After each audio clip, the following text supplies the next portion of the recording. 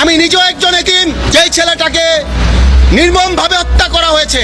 এই ছেলেটা যেন মৃত্যুর পরে অন্তত এইটুকু বলতে পারে, এতিমের পাশে দাঁড়ানোর জন্য বাংলার মাটিতে কয়েকজন এতিমও সবসময় বুক পেতে থাকে। আর কোন শিক্ষাঙ্গনে তোফাজ্জলদের মতো আর কোন মানুষকে যেন এভাবে বিচার বহির্ভূত হত্যাকাণ্ডের শিকার হতে না হয়। সকল বিচার বহির্ভূত হত্যাকাণ্ডগুলোকে তদন্তপূর্বক প্রকৃত দোষীদের বিরুদ্ধে ব্যবস্থা গ্রহণের দাবি জানিয়ে আমরা দেখতে পাচ্ছি টানাপোড়েন। একটা হলো ডক্টর ইউনূস, তিনি হয়তো ব্যক্তিগতভাবে চান না বেশি দিন ক্ষমতায় থাকতে, কিন্তু ছাত্রদের একাংশ এবং সর্বোপরি এই ছাত্র এবং জনতার সরকারের পেছন থেকে যারা আছে সেনাবাহিনী, তাদের মোটিভ মতলব কি সেটি নিয়ে প্রশ্ন করাটা অবশ্যই যৌক্তিক প্রশ্ন বলেই আমি মনে করি, অন্তত রাজনীতির একজন প্রত্যক্ষদর্শী। সম্মানিত ভিউয়ার্স, আসসালামু আলাইকুম ওয়া রাহমাতুল্লাহি ওয়া বারাকাতুহু। দর্শক মণ্ডলী, এইমাত্র পাওয়া সংবাদ আপনাদের এতক্ষণ আপনারা শিরোনাম দেখেছেন, এখন দেখবেন বিস্তারিত। দর্শক মণ্ডলী, আপনারা ভালোভাবে জানেন যে এই দেশ থেকে পদত্যাগ করে চলে গিয়েছিল সাবেক প্রধানমন্ত্রী শেখ হাসিনা। এখন বর্তমানে বাংলাদেশে গঠিত হয়েছে অন্তর্বর্তীকালী সরকার। দর্শক মণ্ডলী, ইতিমধ্যে আরেকটি বিষয় নিয়ে খুবই সমালোচনা চলছে, সেটি হচ্ছে তোফাজ্জল হত্যা। আসলে তাকে কি জন্য মেরে ফেলা হয়েছে বা কি জন্য এই বিষয়টি ঘটেছে, এই বিষয় নিয়েও অনেক গুরুত্বপূর্ণ আলোচনা রয়েছে। দর্শক মণ্ডলী, ইতিমধ্যে আপনাদের খুবই গুরুত্বপূর্ণ ভিডিও দেখাবো এবং আল্লামা মামুনুল হক সাহেব তিনিও কি আলোচনা করেছেন তোফাজ্জলকে নিয়ে। দর্শক মণ্ডলী, সব বিষয় নিয়ে আপনারা এই ভিডিও জুড়ে আলোচনা আপনারা শুনতে পারবেন। দর্শক মণ্ডলী, তাহলে চলেন আমরা মূল ভিডিও চলে যাব। তার আগে আপনাদের অনুরোধ করতে চাই, আপনাদের এখনো পর্যন্ত আমাদের চ্যানেলটি সাবস্ক্রাইব করেনি তারা অবশ্যই আমার চ্যানেলটি সাবস্ক্রাইব করবেন, পাশে থাকা বেল আইকনটি অন করে দিবেন।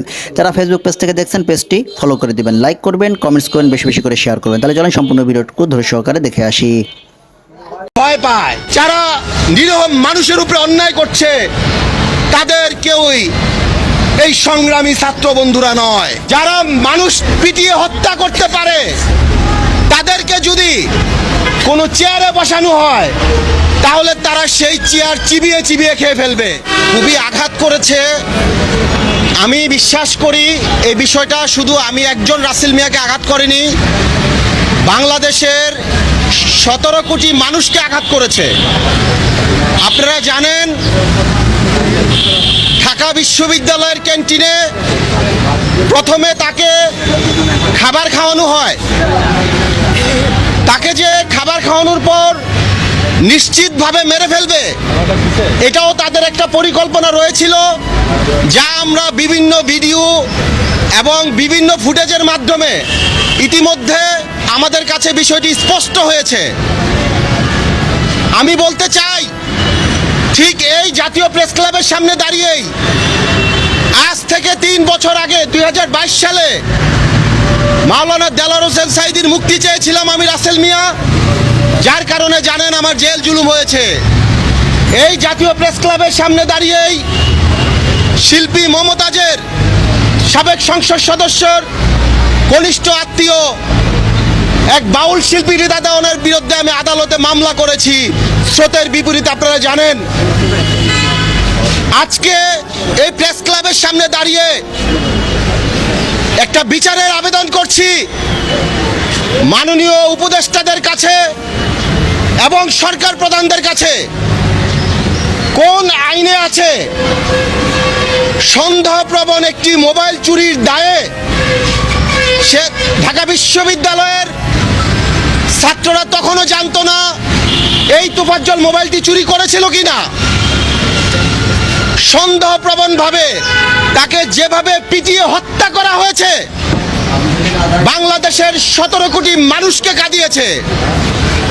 আজকে এই প্রেস ক্লাবের সামনে দাঁড়িয়ে বলতে চাই, আজকের মধ্যে যদি রাষ্ট্র এই ঘাতকদের ব্যাপারে আইনগত ব্যবস্থা গ্রহণ না করে, তাহলে 17 কোটি মানুষের পক্ষে আগামীকাল কোর্টের বারান্দায় আমি রাসেল মিয়া দাঁড়িয়ে যাব। এর সুস্থ বিচার করা আগ পর্যন্ত পূর্বের 2022 সাল 2021 সালের মতো যেমন আমরা ঘরে ফিরি নাই, আমরা এরকম ভাবে আজকেও ঘরে ফিরে যাব না।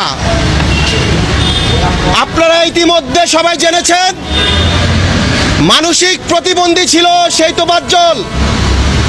ফেসবুকের কল্যাণে জানতে পারলাম সেই তোফাজ্জলের পৃথিবীতে মা নেই, বাবা নেই, ভাই নেই, বোন নেই। আমি প্রিয় ছাত্র ভাইদের সাথে নিয়ে বলতে চাই, একটা সামান্য মোবাইল এর জন্য যারা মানুষ পিটিয়ে হত্যা করতে পারে, তাদেরকে যদি কোনো চেয়ারে বসানো হয় তাহলে তারা সেই চেয়ার চিবিয়ে চিবিয়ে খেয়ে ফেলবে। আমি বলতে চাই, শুধু আজকে আমি প্রেস ক্লাবে একজনই নয়, আমি বিশ্বাস করি আমার এই বক্তব্যটি যখন টিভি চ্যানেলে, ইউটিউবে প্রকাশ করা হবে তখন 17 কোটি মানুষ আমার পাশে থাকবে।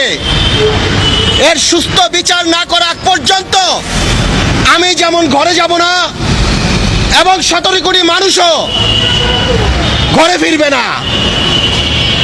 আমি আপনাদের কল্যাণে শুধু এইটুকু বলতে চাই, আজকে মানুষকে আইন বহির্ভূতভাবে হত্যা করা হচ্ছে। এদেশের প্রশাসন বলতে পারেন কিছুই করতে পারছে না। আমি পাশাপাশি এইটুকু বলবো, নিরীহ মানুষকে যদি কেউ হত্যা করতে চেষ্টা করে তাহলে আশেপাশের আপনারা কেউ চুপ করে থাকবেন না। আজকে আমি প্রেস ক্লাবে এসে বিচারের জন্য যে দাবি করেছি, এই দাবির সাথে আপনারা যদি একমত হন তাহলে আপনারা আওয়াজ তুলবেন। এখন একটা ট্রেন্ড চালু হয়েছে, ছাত্রদের কথা বললেই মানুষ ভয় পায়। এখন একটা ট্রেন্ড চালু হয়ে গেছে, যেই ছাত্ররা এই দেশকে স্বাধীন করেছে, আপনারা খুঁজে বের করেন যারা নিরীহ মানুষের উপরে অন্যায় করছে, তাদের কেউই এই সংগ্রামী ছাত্র বন্ধুরা নয়। এগুলো কিছু নামধারী ছাত্র, এবং তাদেরকে পিছন থেকে আঙ্গুল দিয়ে দেশের নিরীহ মানুষকে মারার জন্য একটা পায়তারা শুরু করেছে। সর্বশেষ এইটুকু বলবো, আজকের মধ্যে যদি রাষ্ট্রপ্রধানের পক্ষ থেকে একটা সুস্থ ফয়সালা এবং সুস্থ বিচারের সন্ধান আমরা না পাই, আগামীকাল সাংবাদিক ভাইদের নিয়ে আদালত প্রাঙ্গণে আপনাদের সাথে আমাদের দেখা হবে ইনশাআল্লাহ। যে মাত্র 35,000 টাকার জেদে একটা মানুষকে পিটিয়ে হত্যা করা হয়েছে। আমি শুধু প্রেস ক্লাবে আসছি কেন জানেন? এই মানুষটার কেউ নাই বলে। আপনারা সামনে যারা আছেন এদের মধ্যে আমি বিশ্বাস করি 2-1 এতিম আছেন। আমি নিজেও একজন এতিম। যেই ছেলেটাকে নির্মমভাবে হত্যা করা হয়েছে, এই ছেলেটা যেন মৃত্যুর পরে অন্তত এইটুকু বলতে পারে, এতিমের পাশে দাঁড়ানোর জন্য বাংলার মাটিতে কয়েকজন এতিমও সবসময় উক পেতে থাকে যে এতিমের পাশে আমরা থাকব। আমি বিশ্বাস করি আপনারা আমার সাথে এই মামলার শেষ অবধি থাকবেন ইনশাআল্লাহ। আর কোন শিক্ষাঙ্গনে তোফাজ্জলদের মতো আর কোন মানুষকে যেন এভাবে বিচার বহির্ভূত হত্যাকাণ্ডের শিকার হতে না হয়। সকল বিচার বহির্ভূত হত্যাকাণ্ডগুলোকে তদন্তপূর্বক প্রকৃত দোষীদের বিরুদ্ধে ব্যবস্থা গ্রহণের দাবি জানিয়ে একটি সুন্দর সুশৃঙ্খল উপনিবেশহীন, উপনিবেশবাদহীন, উপনিবেশবাদ মুক্ত স্বাধীন একটি স্বনির্ভর জাতি গঠনের জন্য যা যা করতে হয় তা করার জন্য আহ্বান এবং তার সহযোগিতার আহ্বান জানিয়ে আমি ঢাকা বিশ্ববিদ্যালয়ের এই প্রবেশদ্বারে দাঁড়িয়ে স্মরণ করতে চাই নবাব স্যার সলিমুল্লাহদেরকে, যাদের ত্যাগ এবং অনুদানের ভিত্তিতে প্রতিষ্ঠিত হয়েছিল এই ঢাকা বিশ্ববিদ্যালয়। ঢাকা বিশ্ববিদ্যালয় কর্তৃপক্ষের কাছে আমাদের দাবি থাকবে, আমরা আর আবেদন করছি না, এখন থেকে আমরা দাবি করছি আপনারা আমাদের দাবিগুলোকে কিভাবে মূল্যায়ন করেন আগামী দিনে সেটা আমরা পর্যালোচনা করব। আমরাও মূল্যায়ন করে আগামীর পদক্ষেপ এবং আমাদের কর্মসূচি আমরা নির্ধারণ করব। আপনারা রবীন্দ্রনাথের গান গান, অথচ নবাব স্যার সলিমুল্লাহদেরকে আপনারা ভুলে যান। এই ধরনের আতেলগিরি বাংলাদেশে আগামী দিনে বরদাস্ত করা হবে না। আমরা অন্তর্বর্তীকালীন সরকারের কাছ থেকে তারা এদেশে ইসলামী শাসন ব্যবস্থা প্রতিষ্ঠা করবে এই ধরনের দিবাস্বপ্ন আমরা দেখি না। তবে আমরা স্পষ্ট ভাষায় বলতে চাই, আমরা ইসলামী রাষ্ট্র প্রতিষ্ঠার জন্য যে আন্দোলন, যে সংগ্রাম করছি, আমাদের পথে বাধা হয়ে দাঁড়াবার কোনো দুঃসাহস যেন আপনারা না দেখান। আমাদের কার্যক্রমকে ব্যাহত করে এমন কোনো পদক্ষেপ আমরা বরদাস্ত করব না। তো আশা করছি আপনারা পুরো ভিডিওটি মনোযোগ সহকারে দেখেছেন এবং এখানে কি বলা হয়েছে তাও বুঝতে পেরেছেন। এ বিষয়ে নিয়ে যদি আপনাদের কোনো মতামত থাকে তাহলে অবশ্যই তা কমেন্ট করে জানাতে পারেন। এখন চলুন আমরা আরো একটি ভিডিও দেখে আসি। আকাঙ্ক্ষা সীমাহীন আকাঙ্ক্ষা, তো কত দূর গেলে তারা মনে করবে যে হ্যাঁ আমরা আমাদের আকাঙ্ক্ষার মোটামুটি একটা রূপ পেয়েছে। আমাদেরকে সেটা যেটা বাস্তব, আকাঙ্ক্ষা অনেক সময় বাস্তব না, একটা অবাস্তবের মধ্যে একটা আকাঙ্ক্ষা জেগে ওঠে, which is good, যেটা হচ্ছে তার মধ্যে একটা বাস্তবতার একটা সীমা নিয়ে আসতে হয়, তারপর আস্তে আস্তে আরো উপরের দিকে যাওয়া। কাজে আমাদের দায়িত্ব অনেক।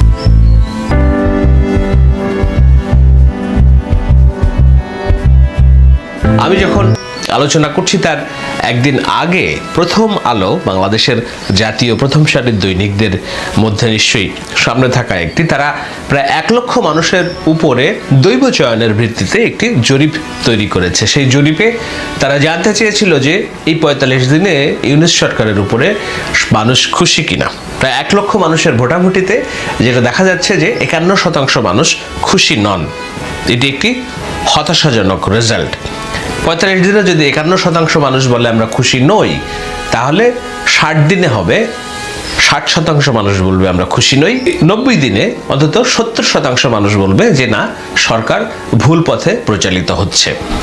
এই সমস্ত ঝুঁকি, এই ঝুঁকিগুলো তৈরি হচ্ছে এই কারণে তৈরি হচ্ছে যে ডক্টর ইউনূসের যে সরকার, সেই সরকার অনেকগুলো গুরু দায়িত্ব নিয়ে মাঠে নেমেছিল। মানুষের প্রত্যাশার চাপটা অনেক বেশি, যেটা ডক্টর ইউনূস 1 সপ্তাহ আগে ডয়েচে ওয়েলের সাথে একটি সাক্ষাৎকারে নিজেই বলেছে যে মানুষ অনেক কিছুই তাদের স্বপ্ন, এবং স্বপ্নটা আকাশ ছোঁয়া, এই জন্যই অসন্তুষ্টির পরিমাণটাও অনেক বেশি। স্বপ্ন বেশি হওয়ারই কথা ছিল, স্বপ্ন বেশি বলেই তো বাংলাদেশের ইতিহাসে বিরল ঘটনা ঘটেছে 36 জুলাই অর্থাৎ 5 আগস্ট। বাংলাদেশের আপামার জনসাধারণ, এমনকি 1971 সালে বাংলাদেশ যেদিন স্বাধীন হয় 16 ডিসেম্বরে, সেদিনও সম্ভবত এত মানুষ রাস্তায় নেমে বিজয় উল্লাস করেনি, যেটা তা শেখ হাসিনার পতনে বিজয় উল্লাস করেছে। কিন্তু এই পতনের পরে প্রথম যেই কাজটি চলে আসে সেটি হলো যে এই সরকার কি করতে চায় আসলে। সংস্কার, দেশ পরিবর্তন, দ্বিতীয় স্বাধীনতা আমরা অনেকেই বলেছি আবেগের বশতী হয়ে, কিন্তু একটি জনগণের ম্যান্ডেটবিহীন অর্থাৎ নন পলিটিক্যাল, আমি ম্যান্ডেটবিহীন বলছি বলে আপনারা দ্বিমত পোষণ করবেন না, ম্যান্ডেট যেটি আছে সেটি হয়েছে, ম্যান্ডেট ছিল একমাত্র ম্যান্ডেট, সেটা হলো শেখ হাসিনার পতন। সরকার যে গঠিত হয়েছে, এই সরকার যদি বলা হয় যে এটা জনগণের ম্যান্ডেটের সরকার, এক অর্থে ঠিক আছে, কিন্তু জনগণ যতক্ষণ না পর্যন্ত তাদের নিজেদের পছন্দ মতো কোনো রাজনৈতিক দলকে ভোটাধিকার প্রয়োগ করে তাদের সরকার পরিচালনার জন্য নির্বাচিত করছে, ততক্ষণ পর্যন্ত সেই সরকারকে ম্যান্ডেটের সরকার অন্তত বলা যাবে না। এটি হয়েছে একটা বিপ্লব কিংবা গণঅভ্যুত্থানের ম্যান্ডেটের সরকার। তো বিপ্লব আর গণঅভ্যুত্থানের ম্যান্ডেটের সরকারের মেয়াদ কতদিন, তারা কি করতে চায়, তারা জনগণের সামনে কি এই বিষয়গুলো খোলসা করেছে কিনা। আমি শুরুতেই বলেছি যে সরকার অজনপ্রিয় হচ্ছে, এটি মানুষের প্রত্যাশার বেলুন যেমন একটা দায়ী, কিন্তু সেই দায়ীটা কি শুধুমাত্র জনতার, নাকি সরকারের তরফ থেকেও কোনো ব্যর্থতা আছে? ব্যর্থতা যদি থেকে থাকে, একমাত্র ব্যর্থতা সেটা হলো এই সরকারের সামনে কোনো রোড ম্যাপ নেই। কতদিন তারা ক্ষমতায় থাকবে সেটি নিয়ে তারা পরিষ্কার নয়। আমরা নানানভাবে দেখতে পাচ্ছি যে ক্ষমতা দীর্ঘায়িত করার জন্য কিছু লালায়িত লোলুপ দৃষ্টিভঙ্গি প্রকাশ পাচ্ছে হয়তো কারো কারোর কথায়, এবং সেটাকে করতে গিয়ে তারা বলছেন সংস্কার যতদিন সম্ভব, যতদিন লাগবে ততদিন তারা ক্ষমতায় থাকবে। কখন নির্বাচন হবে সেটা সম্পূর্ণ রাজনৈতিক সিদ্ধান্ত, আমাদের সিদ্ধান্ত না। দেশবাসীকে ঠিক করতে হবে আপনারা কখন আমাদেরকে ছেড়ে দেবেন। আমরা ছাত্রদের আহ্বানে এসেছি, তারা আমাদের প্রাথমিক নিয়োগকর্তা। দেশের আপামর জনসাধারণ আমাদের নিয়োগ সমর্থন করেছে।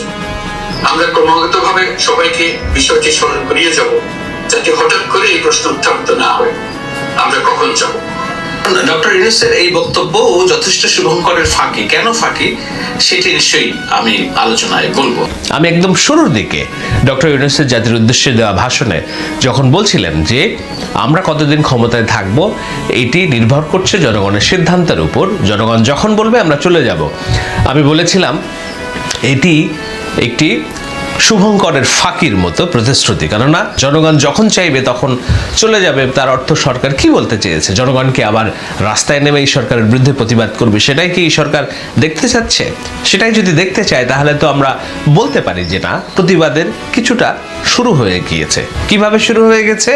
অধ্যাপক সলিমুল্লাহ খান, যিনি শেখ হাসিনা পদত্যাগের দাবি প্রথম ব্যক্তি হিসেবে একেবারে প্রকাশ্যে তুলেছিলেন, সেই সলিমুল্লাহ খান সরকারের ৪৫ দিন পূর্তি উপলক্ষে একটা কথাই বলেছেন যে সরকার, এই ধরনের সরকার যদি নির্দিষ্ট রোডম্যাপ না দিয়ে তাদের কর্মপরিকল্পনা এবং কার্যকর দৃশ্যমান উন্নতি না দেখাতে পারে তাহলে ১ বছরের বেশি সরকার সহ্য করবে না জনগণ। এই সরকার যে কতদিন থাকবে সে ব্যাপারে আপনারা কি কিছু জানেন? আমি তো অন্তত জানি না। তারা বলছে সংস্কার করতে আমাদের যতদিন লাগবে আমরা ততদিন থাকবো। আজ সংস্কার করতে যদি তাদের আরো ১৫ বছর লাগে তাহলে কি তাদেরকে ১৫ বছর থাকতে দেবেন আপনারা? তাহলে তাদের বলা উচিত এই সংস্কার করতে কত দূর লাগে। আপনারা নাজিম হিকমতের কবিতা জানেন, বিংশ শতাব্দীতে মানুষের শোকের আয়ু বড় জোর ১ বছর, এবং এই সমস্ত সরকারকে মানুষ বড় জোর ১ বছর সহ্য করে, এর বেশি ঘটনা। কারণ মানুষ তার লক্ষ্যে পৌঁছানোর জন্য সরকারকে একটা মাধ্যম হিসেবে ব্যবহার করেছে। সরকার হচ্ছে আমার অধিকার বাস্তবায়নের গ্যারান্টি। যদি ১৯বিংশ শতাব্দীতে আন্তর্জাতিক আইনকে আইন বলা হতো না, অন্তত অনেক মনীষী বলতেন না, কারণ এই আইন বাস্তবায়নের কোনো শক্তি নেই।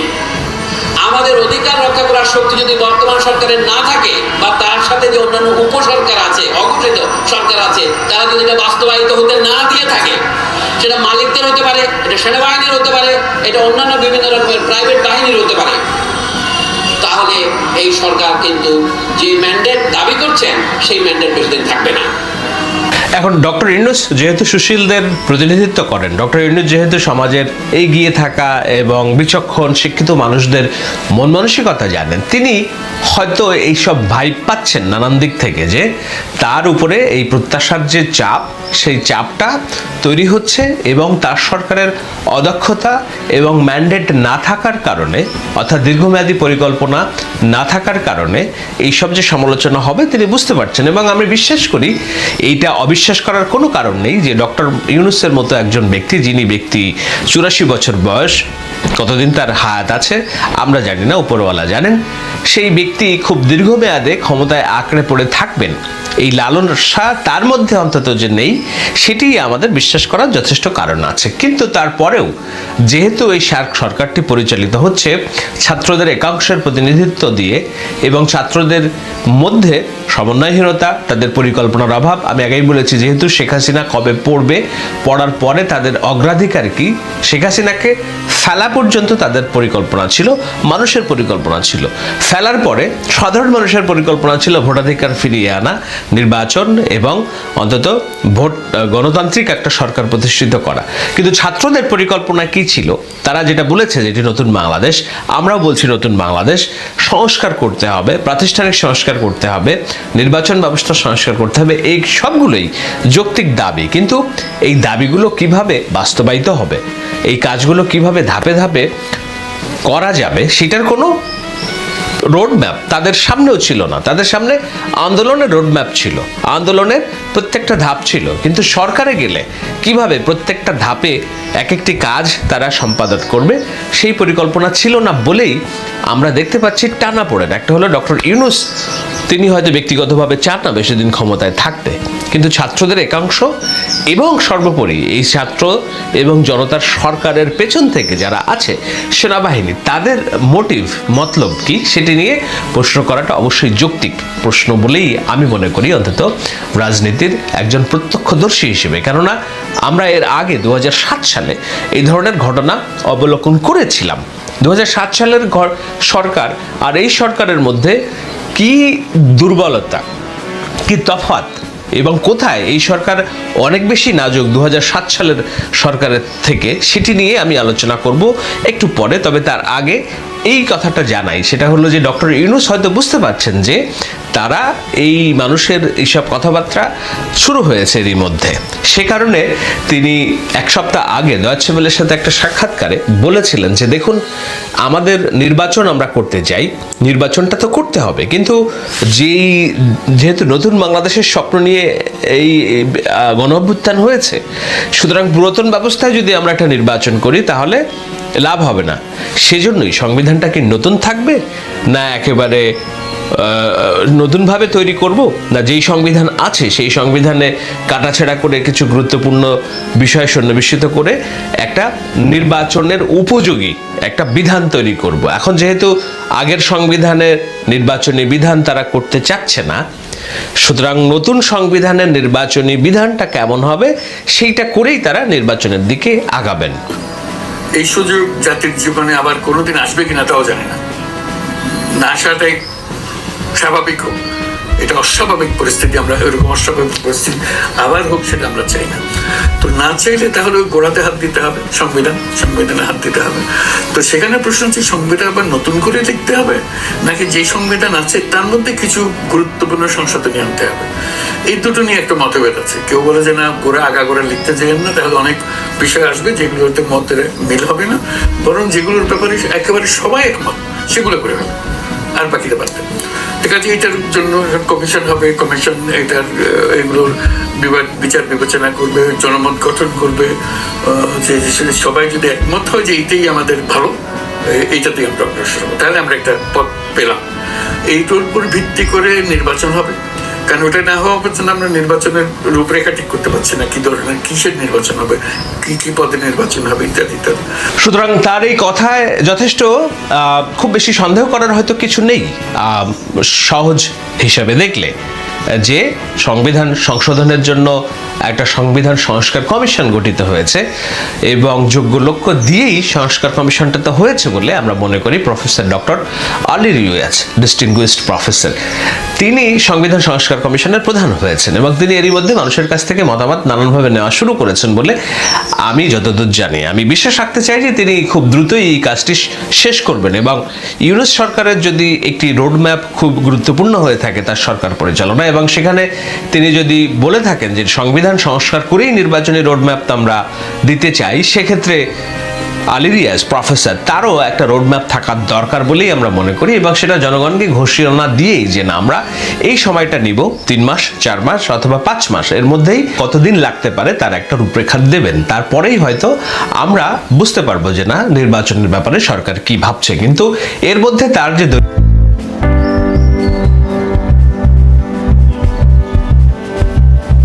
আমি আলোচনাটা করব যে 2007 সালে আমরা এই ধরনের একটা মোটিভ দেখেছিলাম।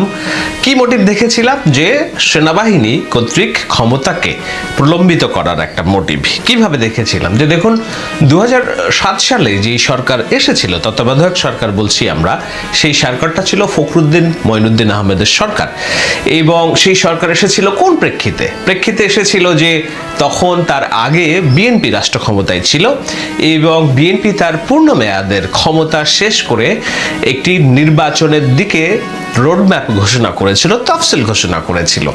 22 তারিখ যখন নির্বাচন হওয়ার কথা ছিল, মাত্র 11 দিন আগে, অর্থাৎ 11 তারিখ, আমার যদি দিন তারিখ ভুল না হয়ে থাকে, এই জন্যই বলা হয় 9/11, সেপ্টেম্বরের 11।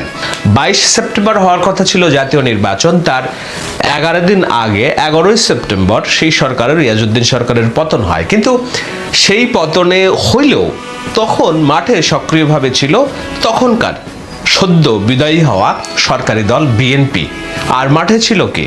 আওয়ামী লীগ। ব্যাপক রাজনৈতিক সাংগঠনিক শক্তি সম্পন্ন একটি রাজনৈতিক দল।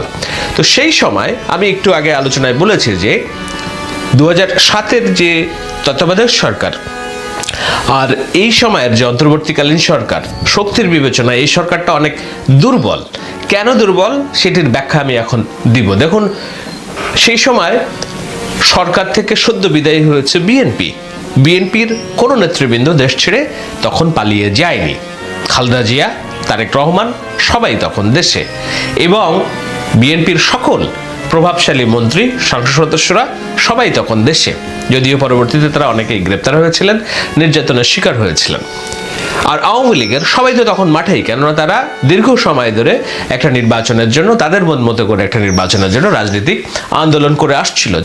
যে সেনাশাসিত সরকার আসলো ফখরুদ্দিন মাইনুদ্দিনদের, সেই সেনাশাসিত সরকারের পেছনে অন্তত সক্রিয়ভাবে, শক্তভাবে এবং সর্বতোভাবে শক্তি জুগিয়েছিল আওয়ামী লীগ। আওয়ামী লীগের সমস্ত রকম সফট উইং, কালচারাল উইং এবং আওয়ামী লীগের আমলাতন্ত্র সবকিছুই সেই সরকারের পেছনে ছিল, এবং সরকার যেটাই করছিল সেখানে তাদের সমর্থন ছিল। যদিও দুই নেত্রীর গ্রেপ্তার এবং তাদেরকে বিশেষ কারাগারে রাখা, এই ধরনের নানান ঘটনা ঘটেছে, কিন্তু আওয়ামী লীগ জানতো আজ হোক কাল হোক এই সরকার যখন নির্বাচন দিবে তারাই ক্ষমতায় আসবে। এমনকি শেখ হাসিনা বলেছিল না যে এই সরকার তো তাদের আন্দোলনের ফসল।